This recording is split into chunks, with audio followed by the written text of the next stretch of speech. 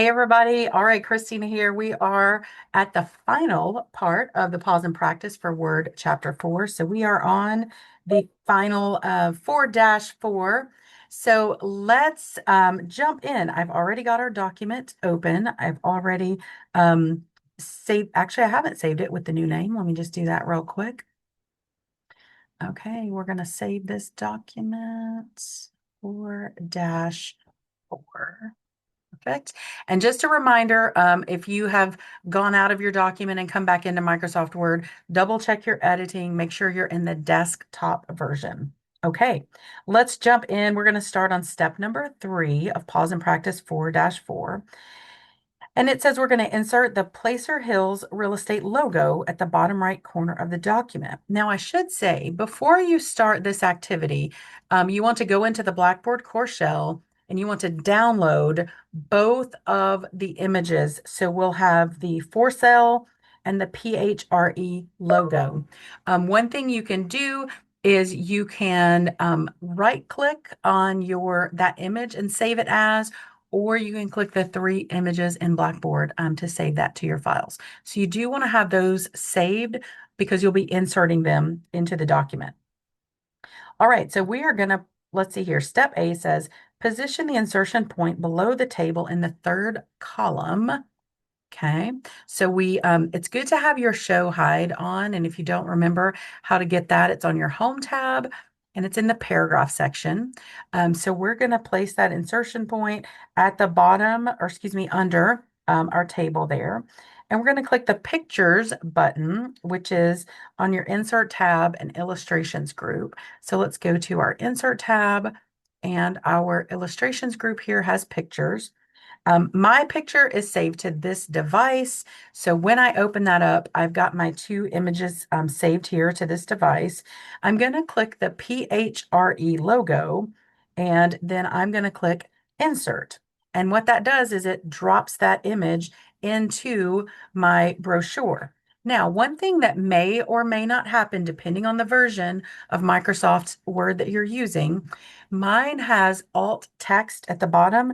Yours may or may not have that. So we'll talk about that in just a bit.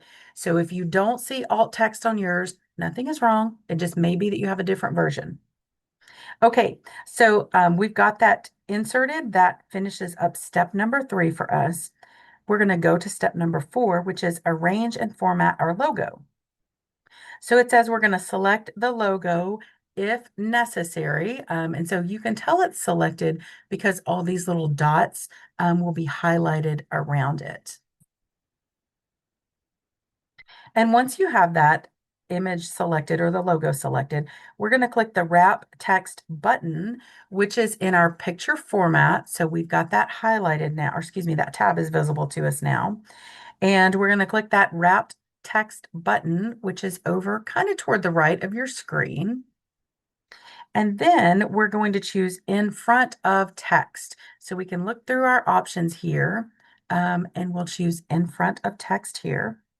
Then what we want to do is go over to the size area. So this is our size group all the way to the right of our screen here in this picture format. And we want to type 1.2 in the height box. So that is our height, 1.2. And then press enter. So that's going to change our height for us. And the width is automatically going to adjust for us so that it keeps that proportion. Now, we're going to click the middle of the picture and drag it near the bottom right corner of the document. So when you click your mouse in there, and I'm just doing a left click, we're just going to put it pretty close to the bottom right hand, as close as you can get it there. And then letter D says we're going to click the picture border button. So this is in your picture styles group, and that's right here, kind of in the middle. So we're going to click that picture border button in our picture styles. Click that. And then we're going to select the 7th option in the first row. It's our old friend olive green accent 3. And we'll hover just to make sure. Yep, olive green accent 3. And then we'll click the picture border button again. And this time what we'll do is we're going to click the weight and select 1.5 points on this. So weight is down here at the bottom, and we're going to choose 1.5 for the weight of that line around that for us. Okay, that turns us over to the next page to step F, and that tells us we're going to click the position button, which is in our arrange group. And so the arrange group is kind of toward the right there. So we're going to click that position button, and we're going to select more layout options, which is down at the very bottom here. Next, we're going to select absolute position. Mine is already selected for me in the horizontal area. So horizontal area is here. I've already got absolute position selected. I am going to type, however, 8.6 to the right of the drop-down list. So let's see here. Absolute position is going to be 8.6 and then to the right of the drop-down. So we'll put 8.6 here. And then to the right of, we're going to select page. So again, that was absolute position 8.6 to the right of page. And that finishes up step G. Moving on to step H, we're going to be in the vertical area, which is right underneath the horizontal area. So we're going to click on absolute position. Again, mine is already defaulted there. We're going to type 1 for our absolute position there. And below is going to be page selected. Then we're going to click OK for our dialog box. And mine went to the wrong space. So I'm just going to pause and double check my entries here. One sec.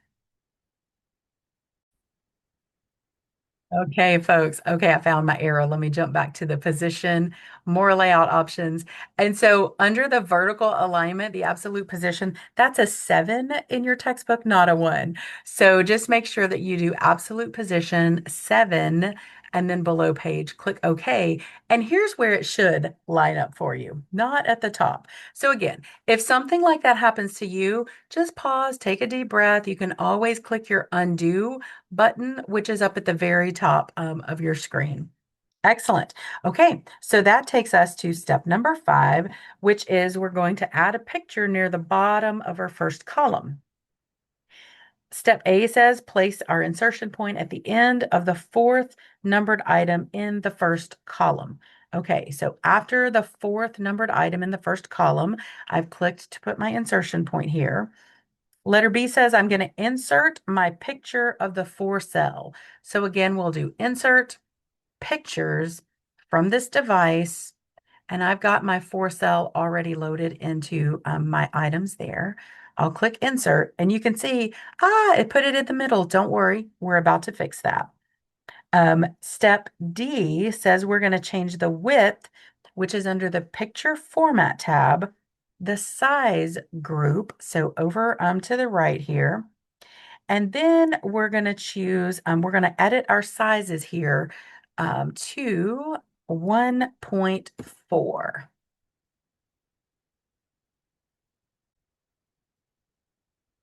All right, so we've changed the size in step D to 1.4. We've pressed enter and our height, or excuse me, our width automatically adjusted. Next, we're going to right click our picture and we're going to choose wrap text and we're going to select square.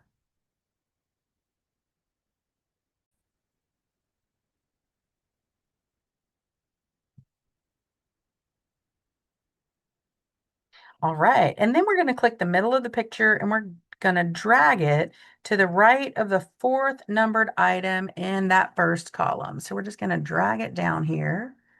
Just move my mouse a little bit.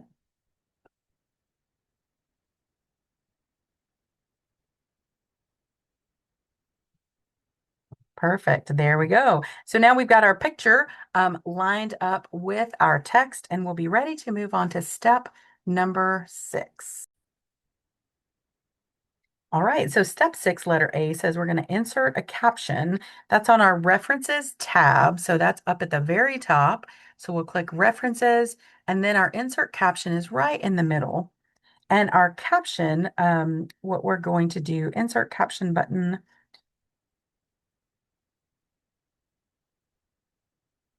Okay, so it automatically pulls up figure one for us. We're going to click OK, and that's just our default text. Then we're going to insert our placeholder text. We're going to delete that, and we're going to type meeting your needs as the caption. So we'll just highlight that, meeting your needs. All right, and let's see here. Our caption doesn't cover the graphic, but if it does, you can just drag the box, just get those little 4 points and drag that down a little bit if you need to. Next, we're going to select our caption and we're going to press Control and E like Edward on the keyboard. That's going to center that caption for us. We're going to, in step E, confirm the caption is still selected. We're going to change the font color. So again, we're going to jump in. We're going to look at that color that we're going to change our font to. Let me get that highlighted. Perfect. And we're going to do same thing we've done before for that font. We're looking for that olive green one, which is in the first seventh color in the fifth row. 1, 2, 3, 4, 5. Okay, there we go. We'll click OK there, and that is going to change the color of our font. Next, we're going to confirm the caption is still selected and press the Control key. Click the picture to select it also. So let's just select our caption. We're going to press the Control key, also select the picture. And we're going to click the group button, and that is going to be in our picture format tab.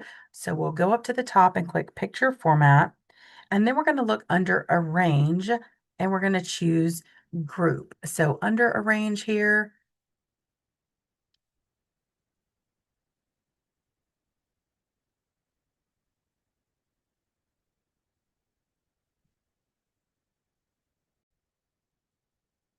right. And so if you're looking for the group, remember you can just hover over the little images to see what they are. This one is our group. It's the middle one over towards the right in the arrange section. So we're just going to click group. And what that does is it makes our little caption and our picture one thing. So if we move that now, it's all going to move together. And you can ungroup those by doing the same process. Clicking the group button and clicking ungroup would separate those. Okay, next we're going to change the paragraph spacing on the two quotes in the second column. So we'll be working in this second column here. And we're going to place our insertion point in the first quoted paragraph. So we'll just click in there. And then we're going to change the after paragraph spacing to 12 points. And so this is actually where the error is. I mentioned that earlier in one of our pause and practices. On the paper, it says font launcher, but we're actually going to click paragraph launcher here. And we're going to change the after paragraph spacing to 12. So spacing after paragraph is going to be 12. And then we're going to place our insertion point in the second quoted paragraph after we click OK. And we are going to change the after paragraph spacing to 12 for this one as well. So we'll do after paragraph spacing is going to be 12. We'll click OK. And then we've got our spacing fixed up for us. Next, on step number 8, we're going to add add and format a shape to the quoted text. So we're going to click the Shapes button, which is in our Insert tab. And our illustrations, basically what we're going to do is look at Shapes tab, Insert, Illustrations group, and then we'll click the first option in the first row of the callouts area. So first option of the first row down in callouts. So we're going to go all the way to the bottom, and we're looking at, these are kind of like those little speech bubbles or callouts, they call these. So we're going to click this one, and then you'll notice that our insertion point changed to a crosshair. We're going to place the drawing crosshair near the upper left of the first quote in that second column and just drag it to the lower right to draw the shape over that quoted text. And so basically what you're going to do is you're just going to cover up this text with the little call out bubble, and we'll be able to adjust it a little bit here in just a bit. And so then you'll see it puts a call out bubble over the top of our text. Next, our shape is already selected. We can tell because it has all these little dots around it. We're going to click send backward, and that is in the drop down list under our shape format tab and our arrange group. And so over here to the right, you can see we've got a send backward button. So we're just going to click that. And we're going to say send it behind the text. And so now you can see that call out bubble is behind our text. So we're going to do the shape styles more button, which is under our shape format tab, our shape styles group. So that's here. And then our more button, you all will remember that one. And we're going to choose the fourth option in the first row, which is like a little green outline. So we'll select that one, and then we're going to click Shape Fill button, which is on the Shape Format tab and the Shape Styles group. So we're in the Shape Format, we're in the Shape Styles, and we're going to click Shape Fill, and it tells us that we're going to select the seventh option in the second row, which is going to be kind of this olive green color. And then we're going to click Shape Effects button, which is under Shape Format tab where we are. Under Shape Style, we're going to go to Shape Effects, and we're going to select Shadow. And then we're going to choose the first option in the first row. So that's going to be, let's see here, in the outer category. So it's an offset bottom right shadow that we're giving it. Then we're going to change the shape height to 1 inch and the shape width to 3.5. And so that is still in our shape format in our size over here to the right. So we're going to do our height is 1 inch and our width is going to be 3.1. We'll press enter, and that changes the shape of that box for us. Now, step I says we're just going to drag that shape position to make it even behind the text. You can also use your keyboard for that, but I think we can do it pretty easy here. You can just kind of drag that around and make it look pretty centered to your eye. And then we're going to replicate and align the call out shape. So we're going to select this shape. It's already selected for us. And then we're going to copy that shape, and that'll be Control and C on your keyboard. Okay, and once we've got that highlighted, we're going to do Control C on the keyboard, and then we're going to do Control V like Victor, and that's going to paste one of those on for us.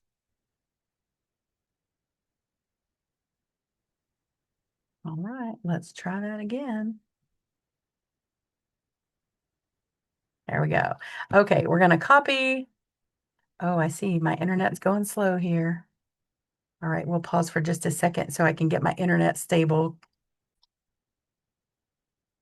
Okay, so we've got that second call out bubble pasted. And again, that's in step number 9. You can drag your new shape over that second quote. Ours is pretty close right now. And then what we're going to do is we're going to change that shape again. So we're go to our shape format tab. And our height for this one is going to be 1.4.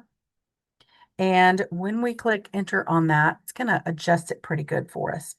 We're going to select the second shape and press our shift key.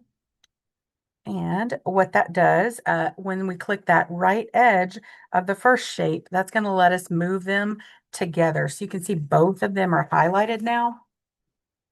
So we will basically just click the align button in that shape format tab, arrange group, and then we'll click align center. So again, over in our arrange section, we're going to click the align button, and then we're going to say align center, and that centers those up for us. So we've completed to step number 9. We're going to move on now to step number 10.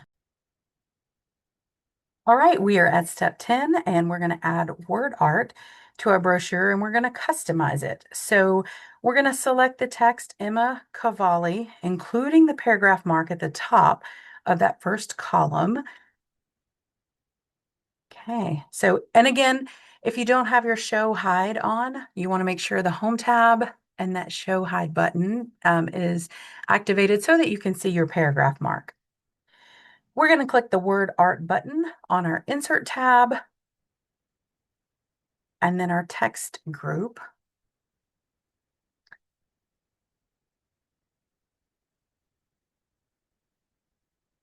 There we are, perfect.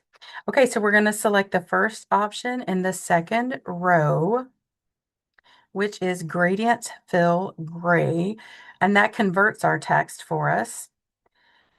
On letter D, it says we're going to select our word art if necessary. Ours is still selected.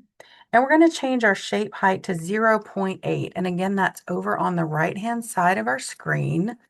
So we're going to change the height to 0.8 and the width to 3.6. And once we do that, we'll see that our size of our document has changed there. Now, our document content, it says, is temporarily adjusted and it's going to be corrected in the following steps. You can see we kind of got our columns all messed up. We're not going to worry about that. We're going to fix it up here in the next few steps. We're going to click the text effects button, and that is on your shape format tab, which is where we are.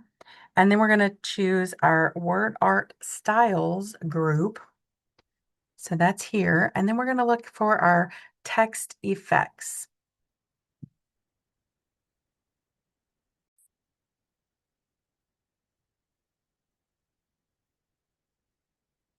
All right, so we see that text effects, and then it asks us to click reflection. So we're going to choose that one, and then it says to select the first option in the first row. First option, first row, and that says it is tight reflection touching. And then we're going to click the position button, which is in our arrange group. So that's over here toward the right. We're going to click that position. And we're going to select more layout options. And this will look familiar to us. So on the horizontal, we're going to choose that absolute position, and that is going to be 0.2, and it's going to be to the right of the page. And then letter H asks us to do the absolute position for the vertical area at 0.2 again, and also below the page. And when we click OK, that's going to adjust our formatting back for us. So you can see it went back to 3 columns. Things are back how they were, and we've got Emma's name with some word art there. Number 11 says we're going to insert, resize, and position an icon. So we're going to place our insertion point at the beginning of the second column. So that is right in front of what our client's saying. We're going to click the icons button, which is on your insert tab. And then there's like a little bird with a leaf. That's your icons button. So we're going to click that. And we're going to type, once it comes up, it might take a minute. We're going to type house. Now, you can choose whatever house you want to pick. It's totally up to you. I'm going to choose this one with the heart. That's cute. Okay, so we're going to choose insert. And then again, on step E, we're going to work on our height and our width. So the height of this one is going to be 0.8, and that's over to the right, 0.8. And then the width, when we press enter, is going to automatically adjust for us. We're going to click the wrap text button, which is again over in this arrange group. So we're going to click wrap text, and we're going to put in front of text this time. So that's going to be in front of our text. And then we're going to click the positions button, which is under our graphics format, kind of in the middle. And we're going to choose more layout options. And then we get our absolute positions again. So our first absolute position in the horizontal is going to be 3.7 inches to the right of the page.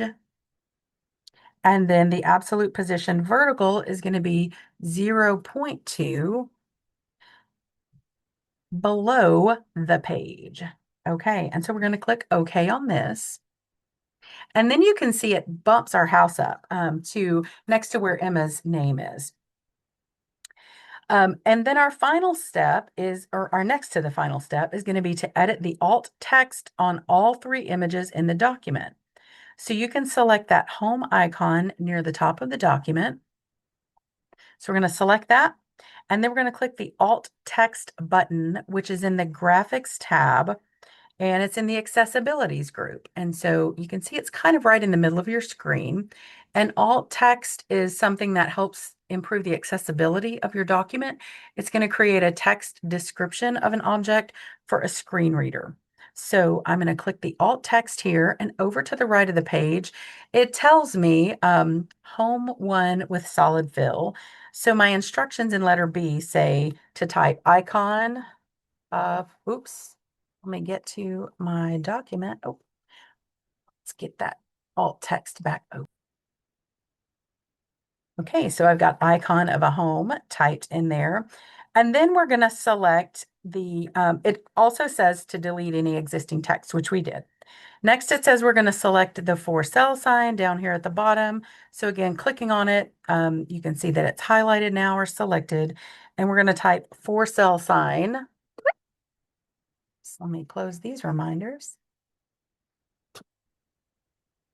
Okay, so we've typed a for sale sign that adds our alt text to that document. And then we're going to go down and we're going to select the PHRE logo. And we're going to type this one. We'll delete this information and we'll type PHRE logo in that box. And then after we have done that, we're going to just click the X to close that box. That has added our alt text to the document. And now you're done. You've created your brochure and you are ready to save this document. Congratulations, good job. You did all of the pause and practices.